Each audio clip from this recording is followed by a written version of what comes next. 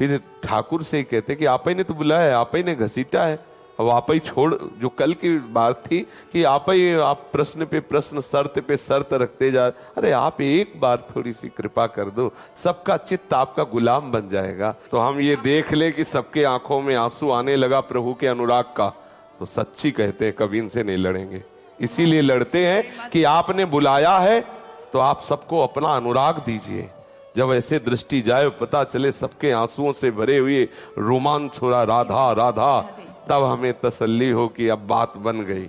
जब आपके नेत्रों में आंसू देख लेंगे तो हमें लगेगा मेरी मेहनत सफल हुई। माली के बगीचे का एक छोटा भी पौधा मुरझा जाए तो उस माली से पूछो दूसरों को क्या फर्क, दूसरों को क्या फर्क। उस माली से पूछो जिससे एक छोटे से पौधे में दीमक लग गई, वो सोचता मैं रोज इसे देखता था, रोज इसे पोंछता था, मेरे बगीचे का छोटा ही सही, लेकिन इस पौधे में दीमक लग गई, ये कैसे हो सकता है। तो वो चिंतित होगा। दूसरे को लगेगा कि और भी बहुत से फूल हैं, देखो ना, काहे को उसमें पड़े हो। लेकिन उस माली से पूछो क्योंकि उसके बगीचे का फूल है। आप हमारी श्री जी के बगीचे के पौधे हो, आपको मुरझाता देख करके मेरे में सामर्थ्य नहीं कि मैं चुपचाप रह सकूं। जरूर जरूर कोई न कोई औषधि ऐसी छिड़काव की जाए जिससे दीमक हटे। तो एक ही औषधि है, कृपा।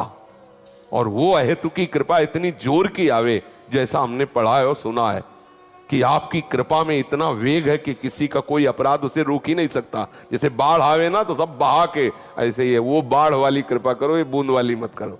ऐसी बाढ़ की कृपा करो कि हमारा चित्त विषयी आपके अनुराग में डूब जाए। वो कभी कभी जो है, अच्छा स्वास्थ्य इसी लड़ाई से बचा हुआ है विजालेला।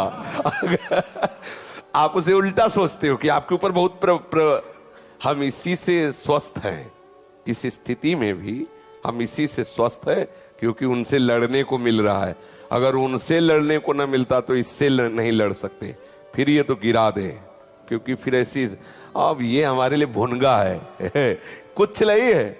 आपको लगता है मालूम इतना व्यवस्था खराब हो जाए अंदर की तो डिप्रेशन में बैठा रहेगा। आपको लगता है हम डिप्रेशन में है? लगता है 7.2 है कि क्रीटेलाइल है। और आपको सच्ची बताए डायलिसिस भी होता रहेगा तो भी हल्ला बजाते रहेंगे। ये हल्ला, ये जो आवाज है ना, ये रुकने वाली नहीं, ये श्री जी की द्वारा दी हुई आवाज है। ये पंच भौतिक शरीर के बल से नहीं निकलती, ये श्री जी के बल से। मेरे बल से वृंदावन, और मेरा बल जो वृंदावन रानी है वो चिदानंद है, अविनाशी। जब तक उनकी कृपा से बोलने का अवसर होगा तब तक ऐसे ही दौड़ते रहेंगे, चाहे रोज डायलिसिस, उससे क्या फर्क पड़े।